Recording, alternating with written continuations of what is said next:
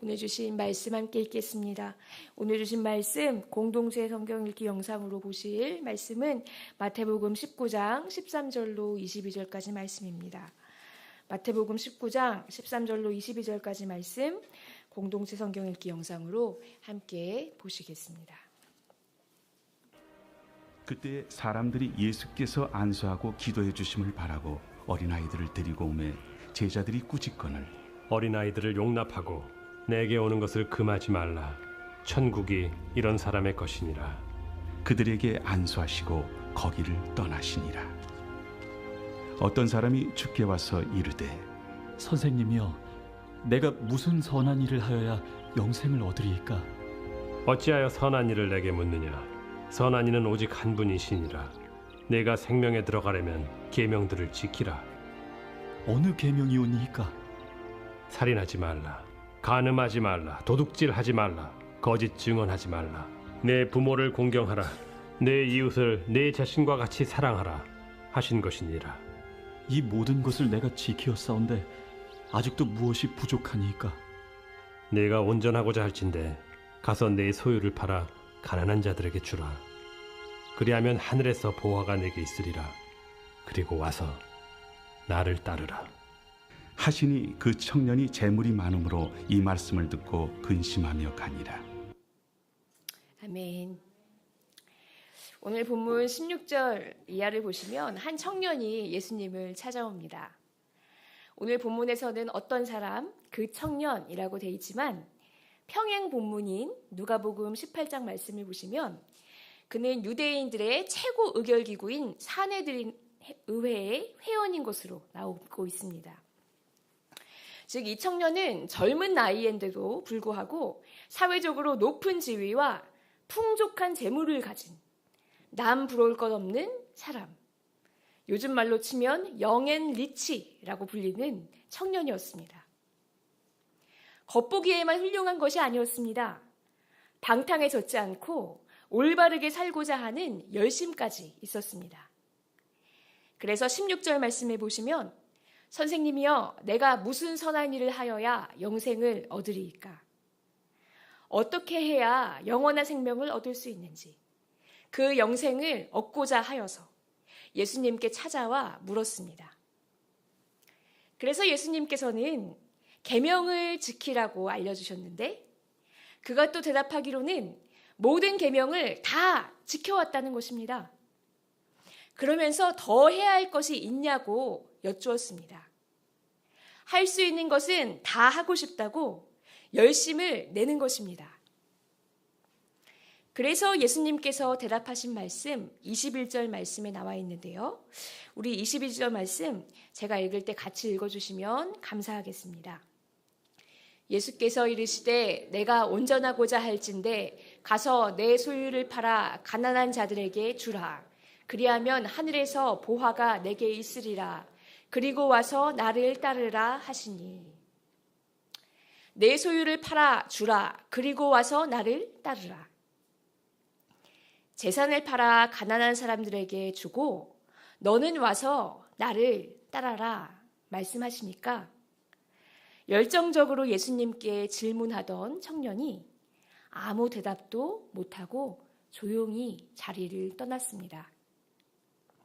왜냐하면 22절 말씀, 그 청년이 재물이 많음으로, 재물이 많았기 때문입니다.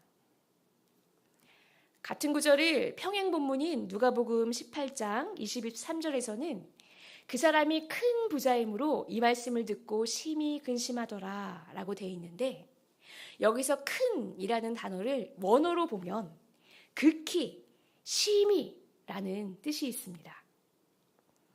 즉, 이 청년은 그냥 돈이 조금 많은 정도가 아니라 심히 큰 부자였습니다. 차라리 돈이 별로 없었더라면 내려놓기가 조금 더 쉬웠을지 모르겠습니다. 그런데 돈이 아주 많았기 때문에 더 포기하기가 어려웠습니다. 여기서 우리가 알 수 있는 것이 있습니다. 세상에서는 돈이 많으면 많을수록 좋다고 하지만 꼭 그렇지만은 않다는 것입니다. 돈이 많아서 좋지 않은 점이 있다는 것입니다. 세상에서 돈은 좋은 것입니다. 돈이 무조건 행복을 가져다 주는 것은 아니지만 돈이 많으면 행복할 가능성이 높아집니다. 그래서 사람들은 돈을 좋아합니다. 많으면 많을수록 좋으니까 돈에 대한 갈망은 쉬 마르지 않습니다. 이미 많은 사람도 더 많이 벌려고 노력합니다. 제일 선호하는 선물, 현찰입니다. 손글씨로 직접 쓴 편지, 몇 날 며칠을 고심하여 고른 선물보다 현찰 선물이 제일 반갑습니다. 이것은 우리 그리스도인들도 마찬가지입니다. 그런데 예수님 말씀에 돈이 많으면 많을수록 들어가기가 어려워지는 곳이 있으니 바로 하늘나라라는 것입니다. 23절 말씀입니다. 예수께서 제자들에게 이르시되 내가 진실로 너희에게 이르노니 부자는 천국에 들어가기가 어려우니라. 이 땅에서는 돈이 많으면 많을수록 비싼 아파트에 들어갈 수 있습니다. 비싼 학비를 내는 학교에도 들어갈 수 있고 비싼 식당에도 갈 수 있지만 하늘나라에는 들어가기가 어렵다고 하셨습니다. 왜 그럴까요? 부자는 이 땅에서 사는 것이 너무 편하다 보니 하늘나라가 별로 사모되지 않기 때문입니다. 이 땅에서 힘들고 공고한 사람은 천국을 간절히 사모하게 되는데 부자는 그렇지 않습니다. 그래서 대제사장들과 서기관들이 아기 예수님의 탄생 소식을 헤롯 왕과 함께 가장 먼저 알았음에도 불구하고 경배하러 가지 않았습니다. 양을 치던 목자들은 양을 치며 곤고함을 느끼던 목자들은 그 소식을 듣자마자 경배하러 갔는데 기득권 세력들, 그것도 종교 지도자라는 사람들은 가지 않았습니다. 어디서 태어나시는지 알려만 주고 자기들은 가지 않았습니다.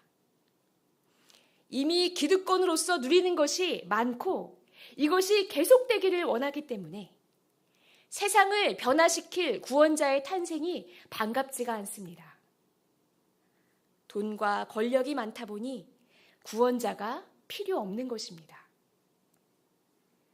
그러다 보니 말씀에도 천국 복음에도 귀가 닫히게 됩니다. 안 그래도 부자는 자기 분야에서 일가를 이룬 사람이기 때문에 남의 말을 잘 듣지 않는 경향이 있는데 천국에 관심도 없으니 더더욱 한 귀로 듣고 한 귀로 흘리기 쉽습니다. 그러니 믿음이 생기기 어렵고 자라기도 어렵죠. 믿음은 말씀을 들음에서 나는데 듣지 않으니까요. 또 부자들은 하나님만 의지하기가 쉽지 않습니다. 어려서부터 부자로 산 사람도 그렇겠지만 자신의 노력으로 자수성가한 사람이라면 더 그렇습니다. 내가 마음만 먹으면 다 할 수 있다고 생각하기 쉽고 또 한계 상황을 만나도 노력하면 이겨낼 수 있다는 생각이 기저에 깔려 있습니다.